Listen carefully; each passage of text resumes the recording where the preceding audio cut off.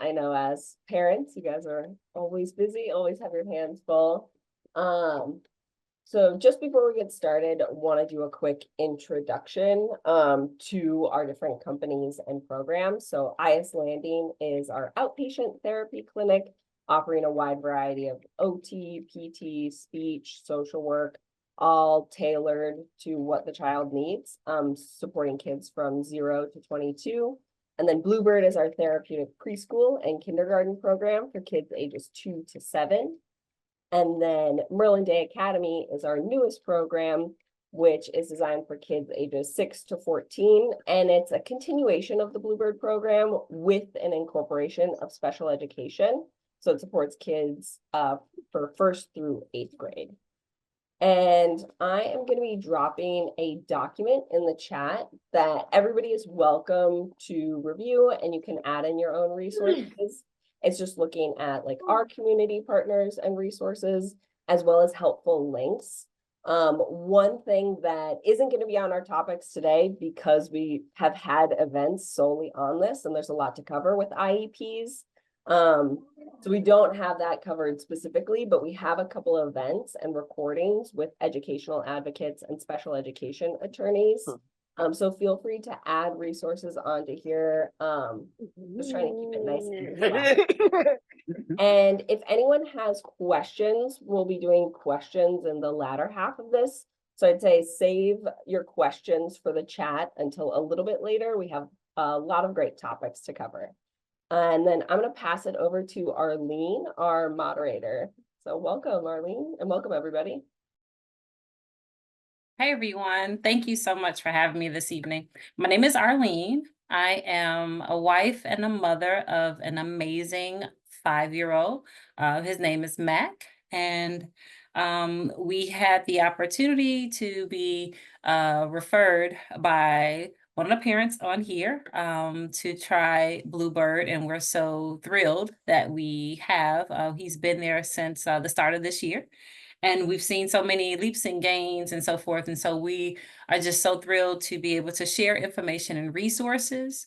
I'm also the founder of Spectrum Family Talks. It is a networking organization for parents with kiddos and children on the autism spectrum, as well as that have Down syndrome. So I'm so thrilled to be here this evening. Thanks so much for having me.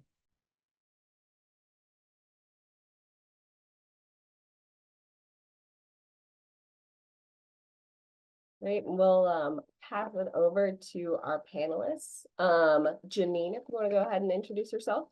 Sorry, I realized you. No worries. My son just opened the door and let all the dogs out on the deck. So. Hi. I'm Janine Gibbons-Belsley. It is great to meet everyone. I'm the parent of 3 children who are all neurodivergent in different ways. But my youngest, Charles, is 9 years old. And he has been attending Aya's program since he exited earlier, or just before he exited early intervention. So we started at Bluebird Day when he was just before a couple months before his 3rd birthday.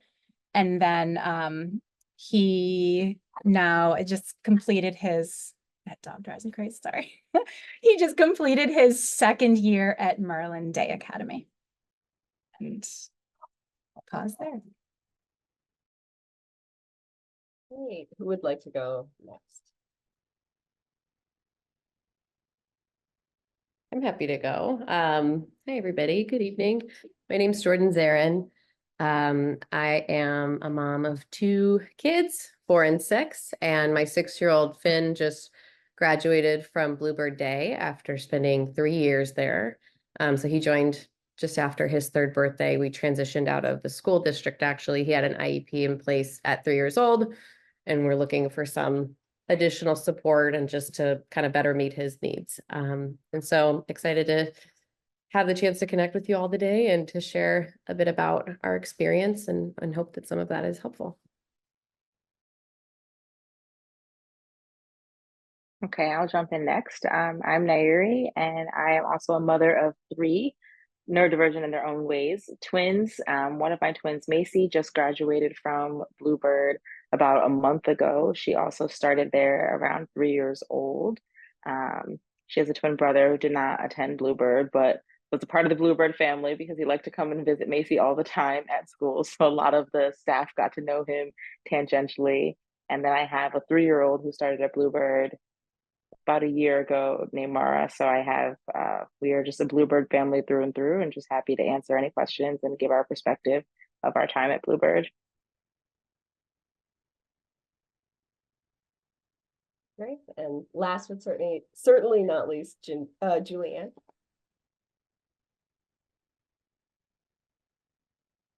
Can you hear me now?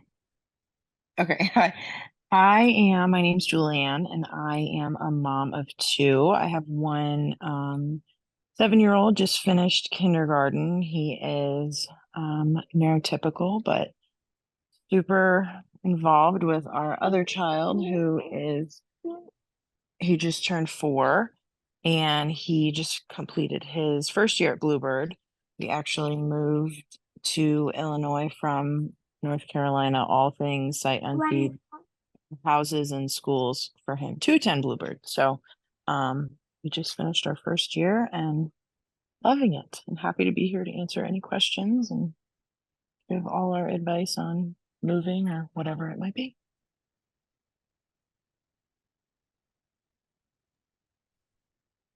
All right, are we ready to jump in, Mac? Okay, all right. So we have topics covering early interventions, diagnosis and services. And so I thought we would start with early interventions because that typically feels like a roadmap for you all. What do you think is the right time to transition out of early interventions? Why don't we go with,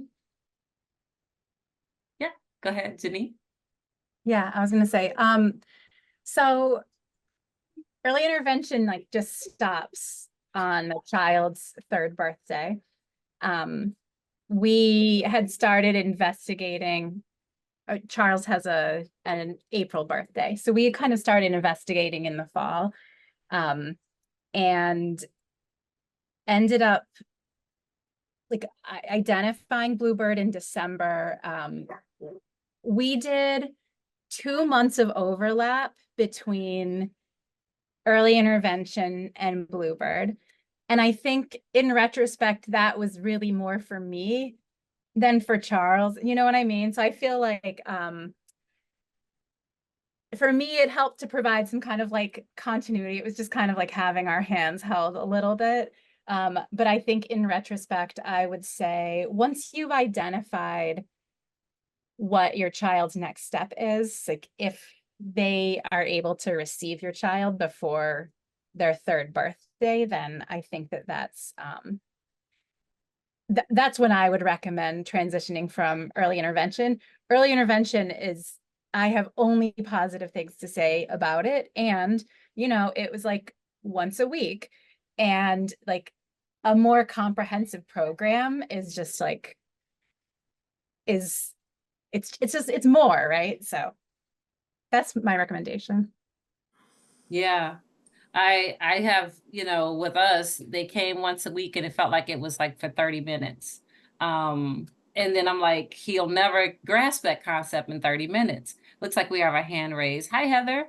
Hi. Yeah, I was gonna say, I think it really depends on where they're going though, because if you were going to Bluebird, then you had, you know, the best of the best. If you're going to somewhere that isn't gonna have those integrated services every day and at that high level and high quality, I almost feel like I wish I could have kept, I mean, we eventually made it to Bluebird, but there was a couple years that we weren't there yet. And in hindsight, I wish we could have had early intervention for, an additional 2 years, honestly, because it is a steep drop off for kids who have high needs. That's a great point. And then some parents have, they may not even find the early intervention services or be approved for early intervention services until maybe they're getting close to their birthday.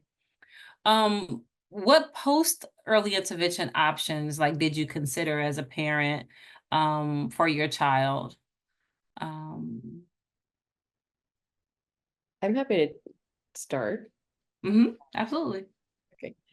I think there were ultimately three things that we considered. So my son did early intervention in 2020. So it was almost entirely virtual, which was a unique experience.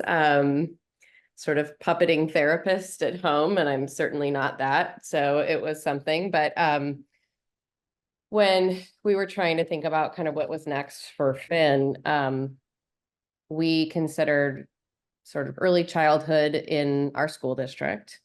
So special education support at 3 years old in a preschool environment. I was beginning to research Bluebird Day, which is ultimately where we landed. And I was also trying to figure out if I could kind of piece together a day where it included both special education services at school and then perhaps sometime half day in a more of a daycare environment. And I don't know if anyone's ever kind of been in a similar situation where you're talking with a daycare and ultimately the decision is like, we cannot meet your child's needs, or we are sort of nervous about your child's, autism diagnosis or whatever the thing may be.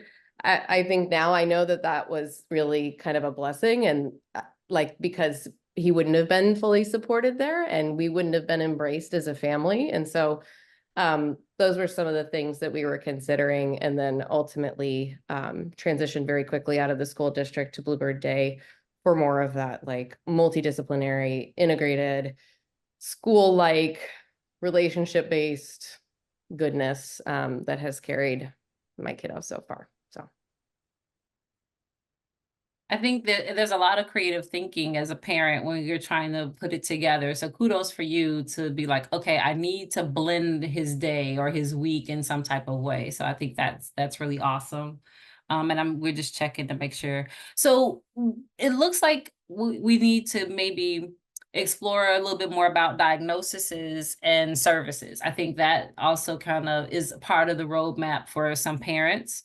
When do you need or identify that you may need to get your child assessed and to see if there's a need for a diagnosis?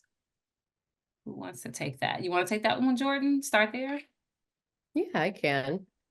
I think about a couple of things. I think about identity, community, and services, whether those be, school-based services or clinic-based services. So I think that could be a helpful framework for people to think about as they think through, should we have our child evaluated? What would the outcome be? Would it really change anything? I think for us, we're making the kind of the we're trying to be intentional about making sure that Finn's identity is known to him, or at least, being autistic is part of his identity. We want to embrace that possibility that he might embrace it and then let him choose. So that was one thing. I think the second thing is community, stepping into a space where people love people who think differently and experience the world differently. And there's stuff that's beautiful about that, and there's stuff that's hard about that. And it's good to join a community that gets that. And then coverage. For work, I actually work in sort of the health insurance space, and so dependent upon, what plan you're in. Is it self-insured? Is it fully insured? Are there caps on therapy? Is it unlimited with a diagnosis? I've run into all sorts of different versions of that. And so I think almost always it is helpful to have a medical diagnosis in support of coverage for therapies. Okay, great point, especially about coverages. I think Mac and Evie, that's a whole discussion on itself. Janine, any thoughts there? Go ahead. Yeah, I was just gonna say, my older two children were very like advanced developmentally. And so with Charles, I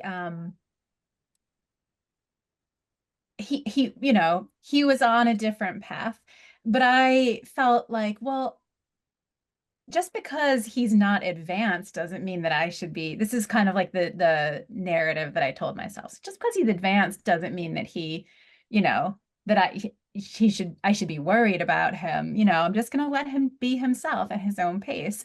And I really, you know, and there are always people who tell you things. So people were like, oh, boys develop at a slower pace than girls, you know, those sorts of things.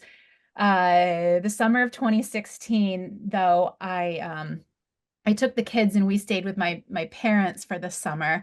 And I have 5 sisters and they're all teachers. So 2 of my sisters actually pulled me aside by the end of the summer and they were like, you know, Janine, like I think one of them was a kindergarten teacher and she was like, he seems to have like hypotonia, this like muscle tone thing. Like I have a student who was like that, and like Charles kind of looks like that. And I was like, oh. And then another sister was like, I think you should call early intervention. Um, and I just had hesitated because I didn't know what I didn't know. I had not paid attention to the developmental benchmarks. I knew that Charles was on like the back end of things, but I hadn't paid attention. And so when I got home back to Chicago at the end of the summer, I called early intervention and they did they evaluated him, and he was in like the first percentile developmentally. So I know that's not like a medical diagnosis, but for me at that point, I was like, oh, I actually he needs all the supports that he can possibly get. And I think that the sooner that you seek that, the better. Let's see, like insurance companies tend to give a lot of supports for an autism spectrum disorder diagnosis, which I ended up getting a diagnosis for Charles as he was transitioning out of Bluebird, because I realized that like actually getting an autism spectrum although I don't think it's like his primary or even his secondary diagnosis, we realized that having that diagnosis was actually going to give him access to more resources than if he didn't have that diagnosis. And so that's where it's like, it doesn't really matter to me what other people think, right? Like ultimately as a parent, I need to advocate for my child and I need to figure out like what the system is and what, you know, whoever has been lobbying insurance companies has been doing it very effectively for autism spectrum disorder. And so like, I'm going to take advantage of that for my child and get that. You know, there are other diagnoses around like speech and other things that like are meaningful to me. It turns out they're not very meaningful to insurance companies. But I don't know. For me, the question is access. And I think it's better to have your child checked out and see if they have a diagnosis than to, I don't think there's actually like a downside or an upside to not like at least checking it out. No, and that's a good point. And I find that insurance, their job is to say no. And I'm sure your experience, you know, you could talk to 5 different people and they'll have 5 different answers for you.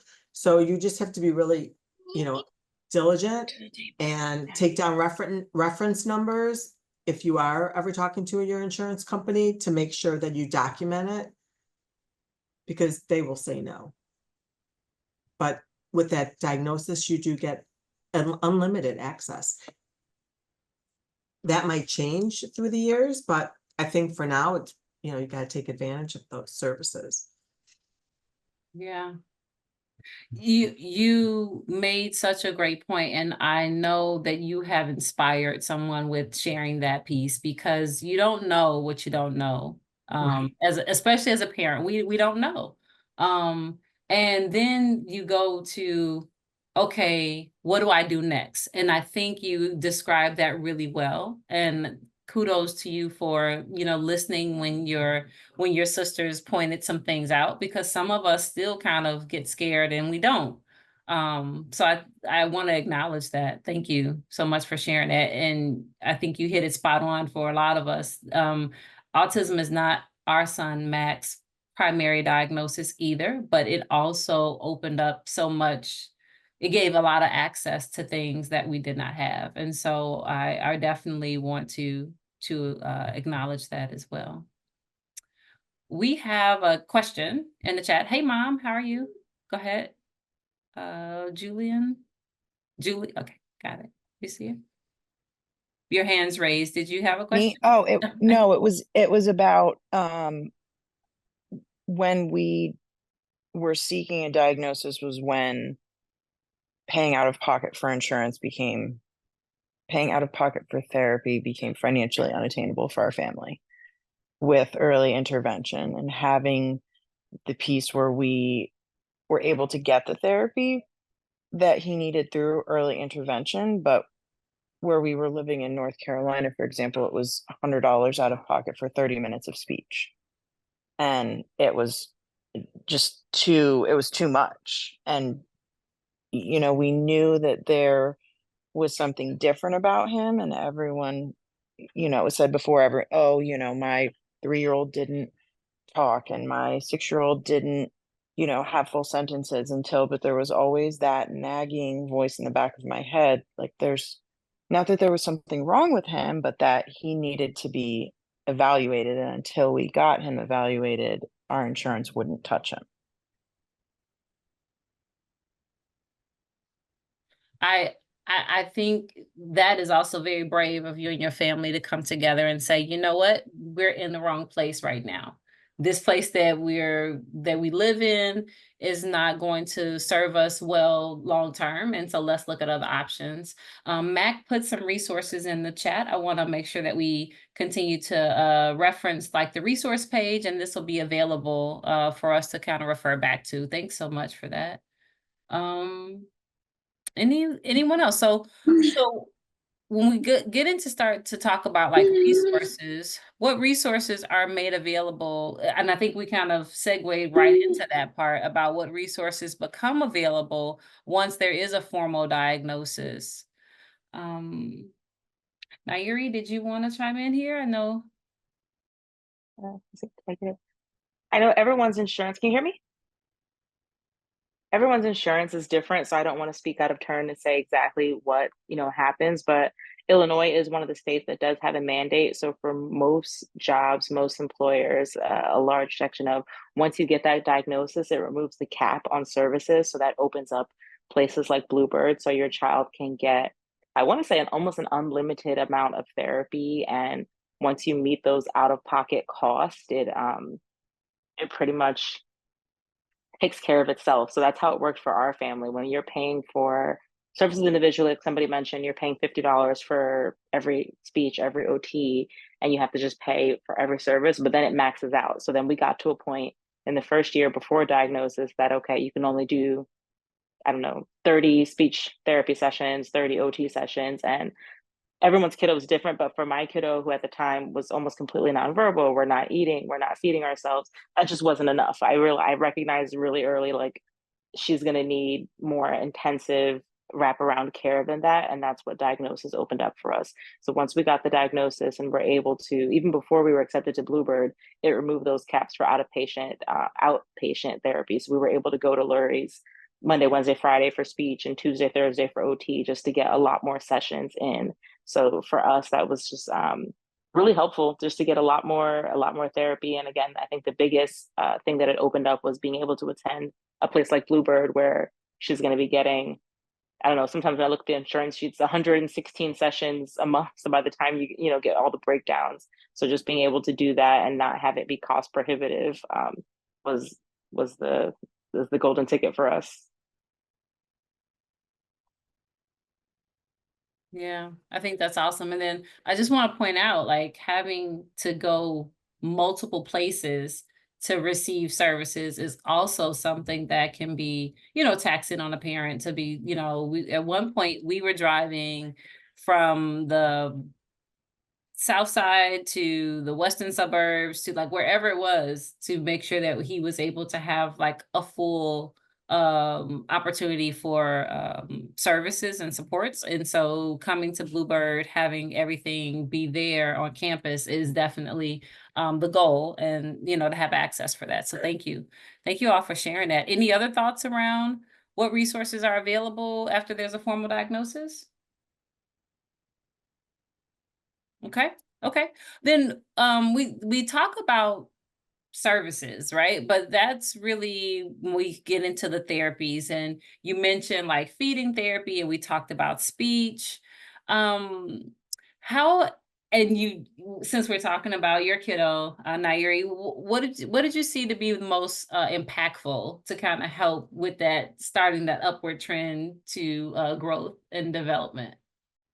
So I know every kiddo is different, but I think for us, speech and OT were some of the most impactful because now that my daughter's personality is in full bloom, Yeah. she thrives off her independence. So being able to do things for herself and to communicate and advocate for herself has really been like a 180 in some of the difficulties that we were having. So even before it was verbal speech, learning, being able to use her pecs, being able to sign, just being able to tell you what she wanted and didn't want, where she wanted to go, was just a world of difference for my kiddo. And same thing with OT, learning how to get her shoes on or her clothes on, or just being able to feed herself and just gaining a level of independence on par with her peers. I think for my kiddo was just a game changer. It made her happier. It made things I don't want to say easier, but it made things smoother in our household.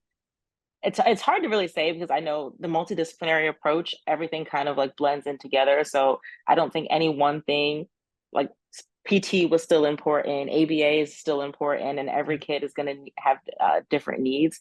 But I think for Macy, those were some of the biggest ones. Being able to find different ways to communicate when it started with PECS, sign language, and then moving on to verbal language, and being able to do things for herself, being able to self feed, being able to get her shoes on and off, being able to get a shirt on. I think that were just things that I saw her really blossom with, and it made her really happy to learn how to be able to do those things successfully. Awesome. I agree. I'm starting to sense a level of independence as well, especially when it's around expression and communication. And I learned recently that all behavior is communication, all signs is communication. And so if that hopefully encourages us as caregivers and parents to recognize that they are communicating, we just have to kind of tap in or try our best to slow down to figure out what that is, and then find ways to support how do we enhance the communication tools that they have accessible to them. It's a great point. Any other suggestions or thoughts there, moms? I mean, I feel like Charles benefits so much from like the package of occupational therapy, speech therapy, physical, and then social work and ABA. He's very sad now behind me. I just say like it's hard for me to tease out like where his progress comes from. And I'm like happy, I'm like fine with that. But I feel like each of them is so beneficial. Yeah. Very cool. I agree. I would just add, yeah, like it's difficult to choose it. Like it's wonderful to have access to all these different disciplines of therapy, and difficult to choose one that has more impact over the next. I feel like some of the most exciting sort of gains, or even just moments of joy and development, came when Finn made a really special connection with a therapist. And it wasn't always in a single discipline, but I think the model at Bluebird enables those kinds of relationships during sessions, but also just like in the hallway or walking him out to the car. Like there's so many natural like relationship moments. And I feel like that's really where the magic and the gains happened for Finn. Awesome.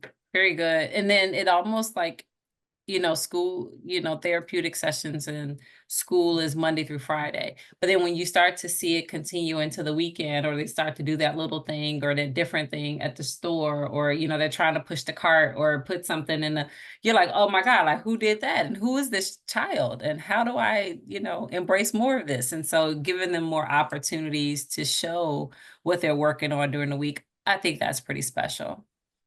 Okay. So how do we shop for providers? And what is considered the best or the right fit for you and your family?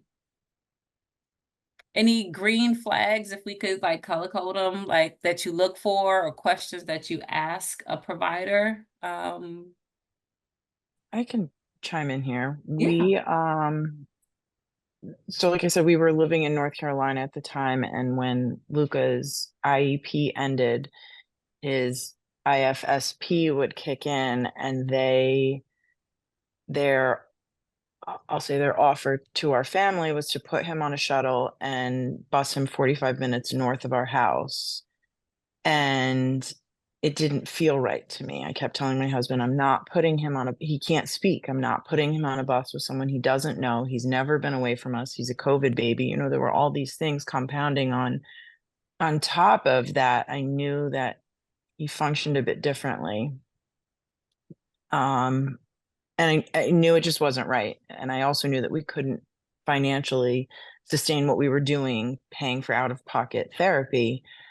So we began looking all over the country for programs that would work for him. And part of that was getting the diagnosis. And after we did that, we met with a lot of different providers. And one of the schools I went to was in Atlanta. And I found that, so Luca was also diagnosed with speech apraxia.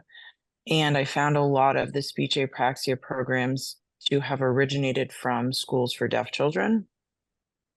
And I went to one and I said, what do you do if, they had these amazing speech programs and these amazing activities and all of the things. The school was beautiful and it was stunning and it was everything that I imagined I wanted it to be. And I said, well, what do you do if he has a hard time emotionally? And she said, well, I don't know what you mean. Yeah. I was like, well, like what happens when he throws himself on the floor and starts screaming and kicking? What do you do? And she goes, we bring them outside the classroom and put them over here in this corner. And I was like, ooh, that just doesn't, for me, it was this internal, I call it my uh-oh feeling. Like every time I met a provider who had a reaction to something that I didn't feel like was favorable, my uh-oh feeling went off. And the first time I spoke with Bluebird, she hit on, I don't want to say making my life easier, but like, how are you going to feel when you have other parents who understand all of these things you're going through? And how is your other child going to feel when your child who needs services is getting that, and all of a sudden your attention can be split again? So for us to find someone who not only knew what Luca needed, but also what my husband and I needed to be a functioning married couple again and not feel like we were going crazy was huge to have that piece also. The uh-oh feeling.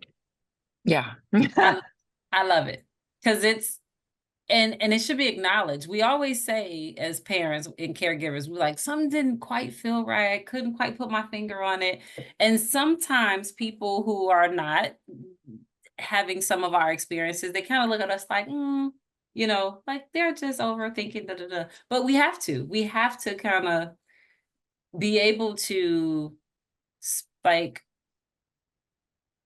emotionally tap into this space of what would this look like if I wasn't here? What was it? And so kudos to you for asking the question, because your child, you are the expert in your child. And so, okay, great. You're teaching him all these wonderful things, but in that moment that he has an emotional, like, I need a hug, I need a whatever, I'm trying to express myself and I can't quite get it out, it's going to look different, and it may look different each time. So good for you for reminding us that we should honor those thoughts and make decisions from there as well, or at least ask questions based off of those as well, and ask enough questions until we get to the place that we don't feel so this is maybe like a stop, or a yellow, like it's a yellow. So we should keep asking questions until we feel comfortable enough that it's a green, that we can move forward with and feel comfortable that our child is going to be safe here. And listening to your intuition, excuse me. Yes. Yeah, I think that's, you need to listen to that voice saying, this doesn't seem right. Because you're generally usually right. Yeah. Right.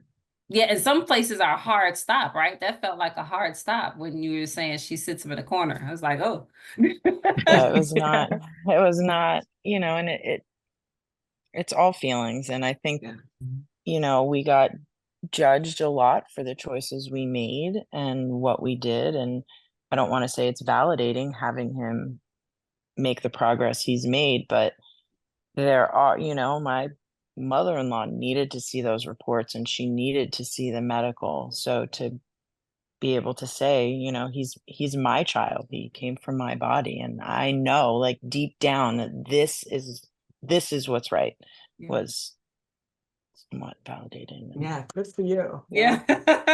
Wonderful. Yes, it's wonderful. Yeah, Kind of absolutely. makes me want to cry. I think It's hard. Yeah.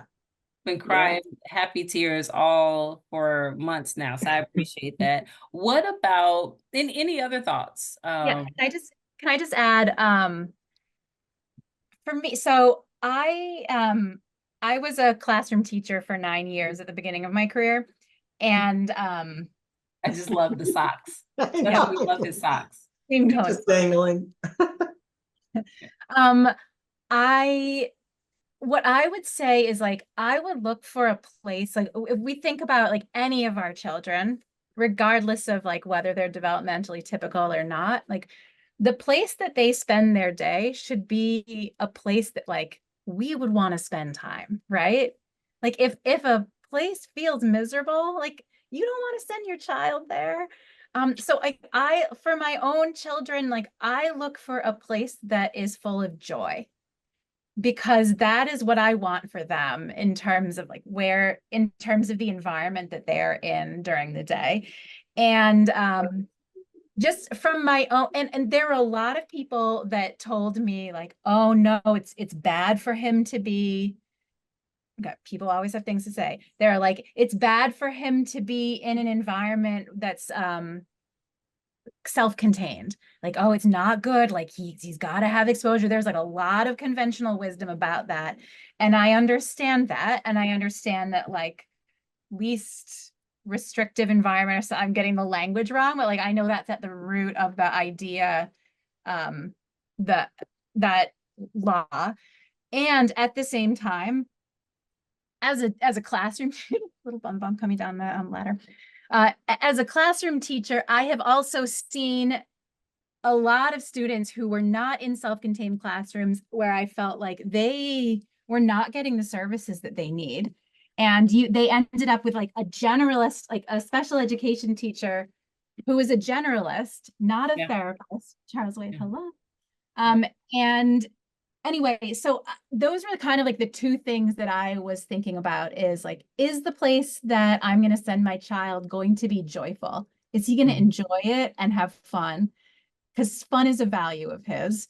But, even if it wasn't, is it just a place that's going to help him to feel positive about himself and have positive relationships? Because the world is not always going to be kind to people who are developmentally atypical.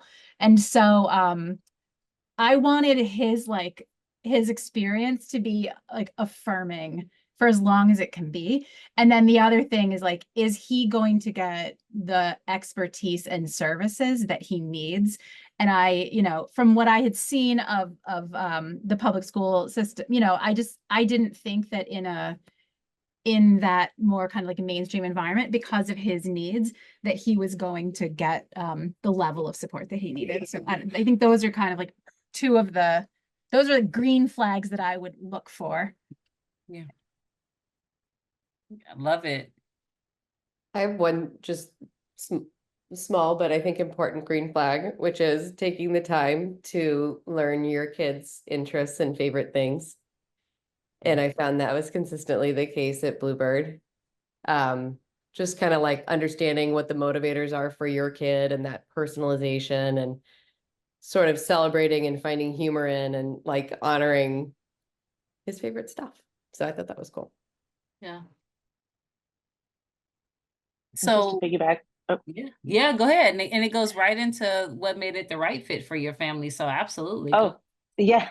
So I would say when my kiddo started there, she was not verbal, so she couldn't come home and tell me like I had a great day or I had fun.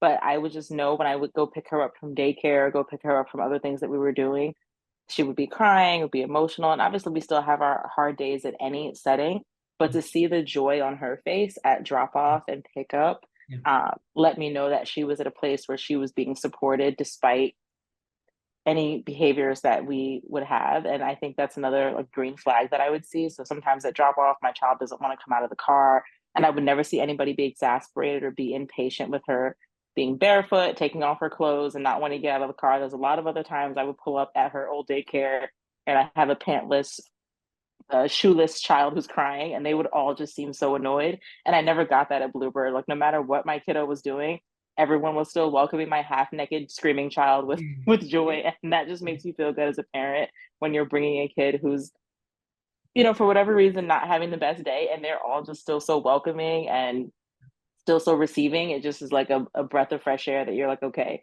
And also she hasn't eaten, so I have a bag of food here and they're all like, it's fine, mom, go to work, you're fine, you're fine. And that's everyone who you meet at Bluebird, no matter what. I've literally dropped my child off half naked. Like she just strips in the car and no one ever bats an eye. And they're just like, it's fine. We'll dress her. We'll make sure she eats. Go. And I'm just like, okay. That's how I knew we were in the right place. That people are happy to receive a screaming banshee at 8 o'clock in the morning. And there's not a lot of places that a hungry screaming naked banshee at 8 a.m. So and then everybody's kid might not do those things, but my kiddo does. And to see people still so happy to receive her was how I knew that even though she couldn't tell me, that we were in the right place. And by the time I would come back, she would still be all smiles. She would be engaged. She would make eye contact in a meaningful way with some of her therapists there. So I just knew that, okay, these people are getting to know her for who my child is. And despite whatever challenges she have, they're willing to like do the work to figure out what makes her tick. And that's when she kind of had to meet her at her level to be able to help her. So those were the green flags that I saw. And as Arlene knows, anybody who meets me for more than like 20 minutes, I'm like, you should send your child to Bluebird. If I meet you at a place like for neurodivergency, Arlene, she's like, I think there's, I don't know, maybe at least 6 families now that I've introduced to Bluebird, because I just can't say enough good things about the Bluebird experience for my kiddos and for my family. Yeah, absolutely. Go ahead, Mom, Julian. I really like the app. That to me was a big green flag. Because same thing when we sent Luca there, he couldn't speak, and I didn't know if something was wrong or if something was happening. Giovanni can come home from school and tell me that the weird 3rd grader cornered him in the bathroom and looked at his penis. Like he can tell me those things. Yeah. And he can tell his teachers and he can tell me about his day. But I love the app that I know, you get the notifications all day long. He participated in speech therapy, and you get pictures of him having fun at the grocery store and not screaming and, wanting everything that we go by. So to me, having knowledge of his day without having him have to find the words, he has words now, and I'll say, did you have fun at school? Yeah. And it's, he genuinely does have fun, but the app is kind of like my security blanket, my, trust that this is what he did today and he had a great day. And when he doesn't have a great drop off and he's white knuckled holding my arm scream, it's hard to leave your child like that. But then to get the message, 15 minutes later, Luca's doing great. He had some goldfish. He went to the sensory room and now he's with his friends. So the app to me is big green flag. Yeah. Oh my gosh. All of that I agree with all of it. The app, I used to stare at it. Sometimes I did drive away. Like I would go down to the end of the block and I would sit at the corner and wait for the updates. But I've gotten better now, so I I at least make it to Target, and now I can just, go from there. Um, so it sounds like we all shop providers before attending Bluebird. We all kind of we are part of like the Lurie Children's Network, and so we got the big list of paper and had providers and resources on there. And I was so overwhelmed that I never made it to like page 35, because that's where the providers start. And it was because of moms. It was because of this mom that we came here. And then I went back to the packet with, a little bit more confidence, and Bluebird was on there. But how else did you shop for providers when you were looking, especially if you were out in like another state? Like how did you begin your search? Google. Okay, Google. Google, to be very honest. For us it was Google and finding different programs that we felt like were going to work for him, that were aligned with our values and his needs at the same time. But really it was because we were out of state and looking for something that was really unheard of. In my mind, I wanted it to exist so badly, and I found pieces of it through different programs, but it was like a magical miracle moment for us that it just popped up on Google, and I was like, we're going Midwest, pack it up, like, here we go. Get in the car, yeah. Bringing my Northeastern family to Midwest, where everyone is so nice, and it was just like, but Google. Okay, got it. Thank you. Nairi? Actually, Facebook is how I first found Bluebird, and that's how we found our dentist that understands my kiddos. So I find that like other moms who are, not let me say moms, other parents, caregivers who are in the same boat tend to have some of the best resources. So I went on Facebook one day, I think I typed like Chicago autism moms or something of that sort. I found a group that had like 800 or 900 people in there.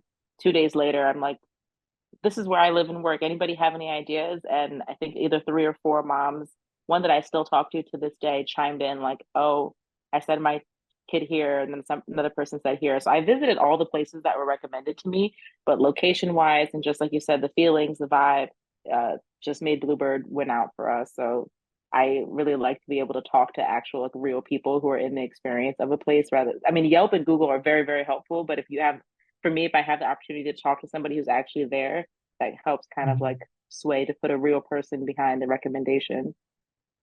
Yeah, absolutely. Janine? I asked our early intervention therapists. Nice. I figured like they know the landscape better than anyone. And at that point, I hadn't networked enough with families to even know like who to ask. So one of our early intervention therapists, our PT, was actually from Aya's Landing, and she had recommended Bluebird. And then I took it like she was one of our better early intervention therapists. I'd say one of the 2 that was our favorite. But I still took it kind of with a grain of salt, because I was like, well, it's her own employer. I don't know.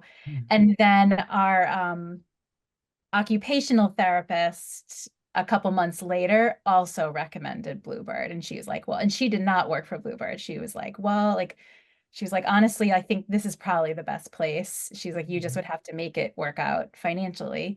And so for me, it was our 2 best early intervention therapists, both recommending the same place. So Bluebird I checked it out, and it was actually the same day that the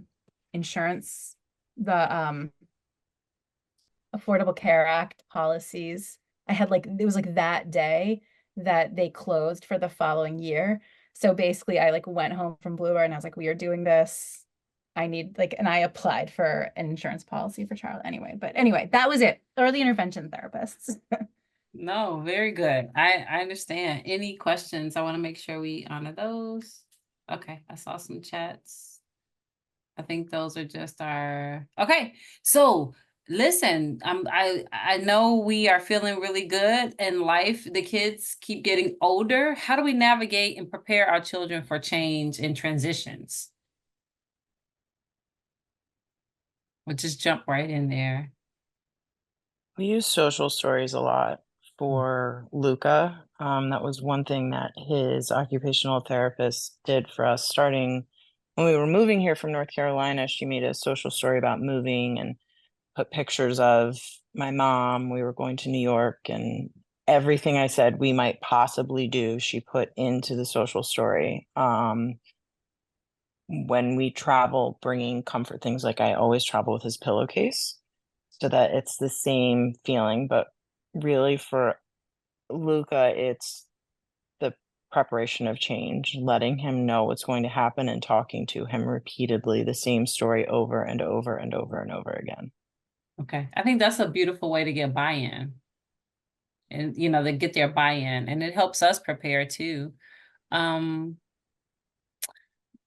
What is it like to transition out of Bluebird? I know we're only like in the middle of the summer. We haven't quite left yet, but what is that like? What about you, Jordan? What was that like for you? Emotional. It was difficult. Highly anticipated event for me. Like, I swear I was thinking about it a year before it happened. And it was difficult to imagine it was tough to imagine like leaving the nest of Bluebird. Yeah. That safe space where you can take, like some of the other moms have said, like you can take your kid, to school, and you just know they're going to be cared for in like the best possible way by wonderful people. And so it was difficult for me to like, it became sort of our bubble, I think, for Finn. And so it was difficult to think about that transition. But they helped us along. Like one way they helped was just by, assisting in Finn's development and skill building that kind of will help us through, transitions. Social stories. I think Julianne said social stories. Bluebird helped build social stories. I remember two of them. One about his new kindergarten school. We're transitioning into our district in the fall. And so there was this social story about that, and then a social story about what Finn can do if he's feeling sad about leaving Bluebird. And I just thought that was really thoughtful. And we read them. And so I think those are a couple of the key things. Yeah. Nice. Nairi.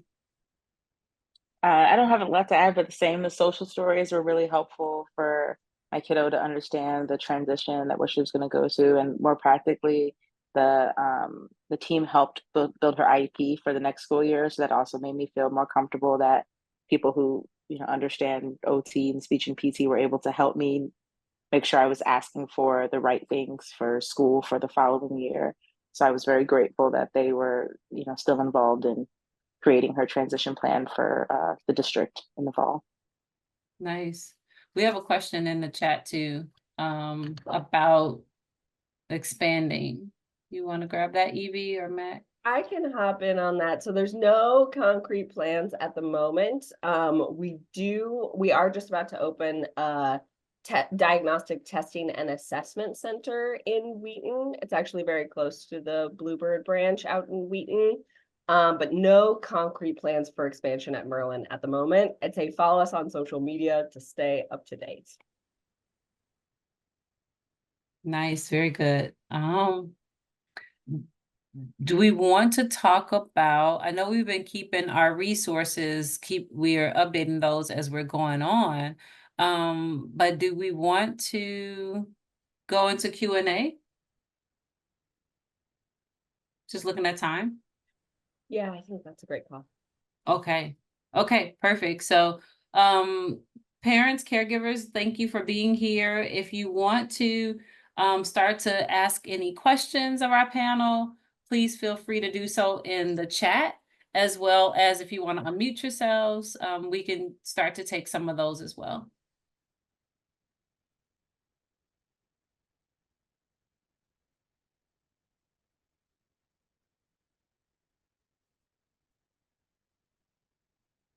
I'm sure people are like trying to figure out the mute and make dinner at the same time.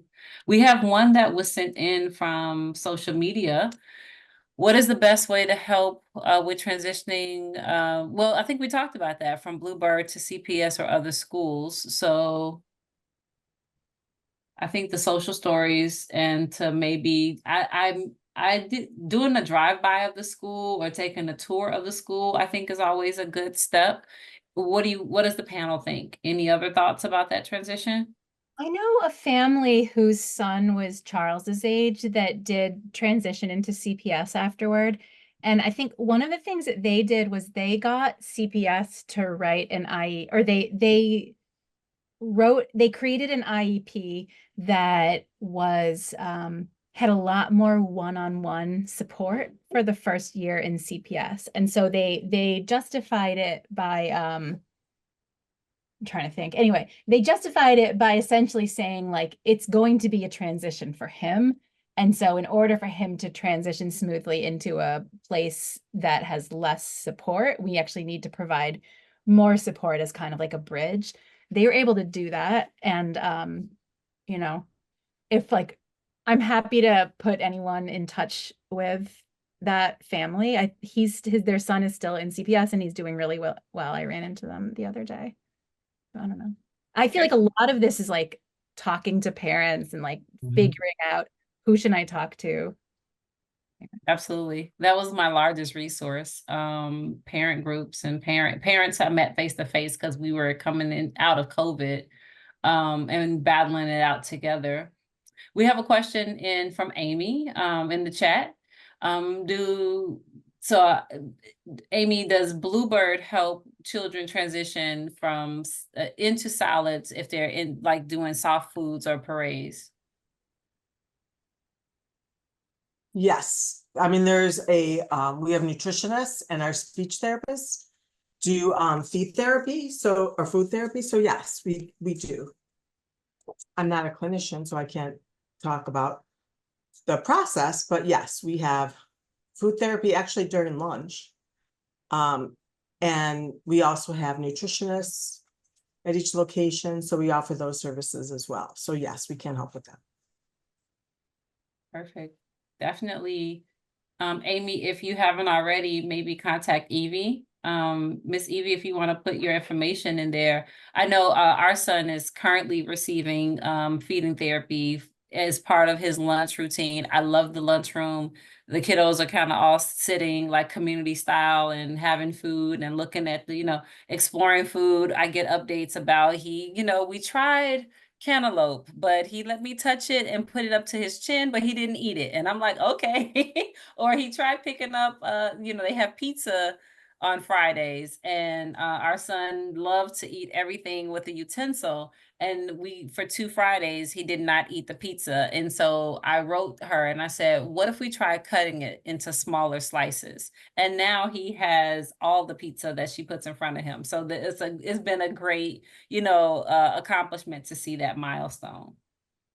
Any other questions? Did we capture Mac? Did we get Teresa's question? Yeah, I think Teresa's saying that there's the demand. Okay. Yeah, we hear that. Oh, it looks like oh yeah, feeding therapy. Yeah, so speech are SLPs and nutrition and feeding therapists. So it's in lunch, it's in snack, and it's kind of throughout the day as needed. Oh, we have a great question about parent groups that you'd recommend. There are 2 in the resource doc, but Arlene, I can let you speak to that as well. Oh my goodness. Well, I'll start with mine. And then I'll let everyone else go. So Spectrum Family Talks is a parent group that we started on Facebook, and it is open. And what we allow is resources to come in, and we do interviews similar to this. So we have parent chats, and our goal is to do those at least twice a month. And they're in the evening from 6 to 7. But what it does is it gives access to some providers or specialists you'll be able to ask questions that you probably wouldn't normally get to ask or think to ask in a comfortable setting. So we do hope that you look us up and to join. And for Amy, just to answer your question about you're starting with 8 to 12 at Bluebird, I'm guessing, and you eventually want a full day. So I would say when it's available, I would do it. I mean, whatever your child's evaluations recommends, I would go with that. Because the best thing is that intensive therapy, in that short time is always good. It's a good start. Yeah, And and we're the kids are starting more to prepare schedules for fall too. So if you Yes. want a full day, I would say reach out to either your TCM or if you have an administrative case manager or whoever you're talking to on the scheduling side of things. We have availability for full day. So if you want that for fall, then absolutely get that added. And if I can add one more, we encourage, I definitely encourage parents, if you're not already, if your child or loved one is not a part of like the park district, there's Tiny Tots or Special Olympics and things like that. That's how I kind of built my own parent group, because again, we saw them and you see them, parents wait out in the hallway for that hour on that Saturday or that Thursday or whatever, and you kind of make your own community and you bond that way because your kids are playing together and you have your play dates. And so just having those special moments, I think is really, helpful to find your community, find your tribe. So I would encourage to do that. Can I just share, this isn't a parent resource, but a family resource.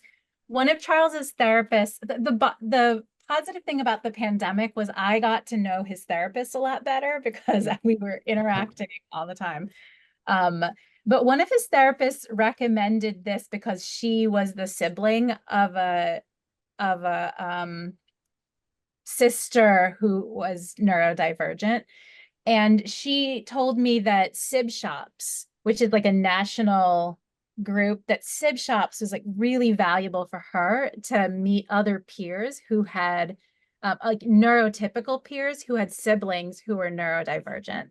And so I've gotten my more neurotypical or developmentally typical, I should say, children involved in SIB shops. And I think especially for my daughter, who's just 2 years older than Charles, they're really close in age.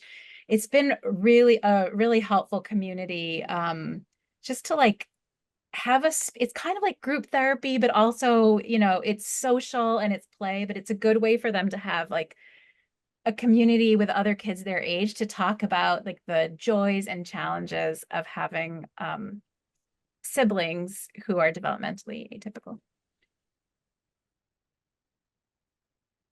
I also just want to share, like, I remember when things were like very hard and kind of our hardest chapter, networking kind of felt like one more thing. And so if there are parents out there who feel overwhelmed by this like idea of networking, I think that's okay. And there will be a time where you have more capacity to do that kind of work. And if you like are looking for sort of people who are going through something similar, one thing I did that helped me at that time was just follow some people on social media, like some parents of kids with similar support needs to mine. And it just, it was sort of like community when I didn't have it in me to go out and meet people and be vulnerable with people at that time. So I just wanted to share that. Yeah, I think that's a great point. Great. I put in StarNet, StarNet Illinois. I know they have awesome events. They have like a parent overnight event coming up. I'm still crying that I missed the opportunity for that one, but I'll do better next year, Nairi. But they also have some workshops and webinars that are available and to parents as well. And that you receive some of the same trainings that professionals and educators are receiving as well. So I put that link in the chat. Well, I just want to thank you all for joining us this evening, and thank you to our panel. I know that everyone was out doing everything, getting the evening ready. So I just personally want to say I appreciate you all, and I've learned a lot. So thank you for allowing me to be your moderator this evening. Bluebird, thank you for this awesome invitation. I'm so excited about our relationship together. And then I'll turn it back over to Mac. Yeah, absolutely. Just echoing what Arlene said. Thank you, everyone, especially panelists, for your time, attendees for coming in. And if you have any questions, I'd say reach out to info@bluebirddayprogram.com. We are here to help however we can. And if there aren't any other last minute questions, we'll let everybody go off to their busy evenings. Okay, thank you, everyone. Take care. Be well.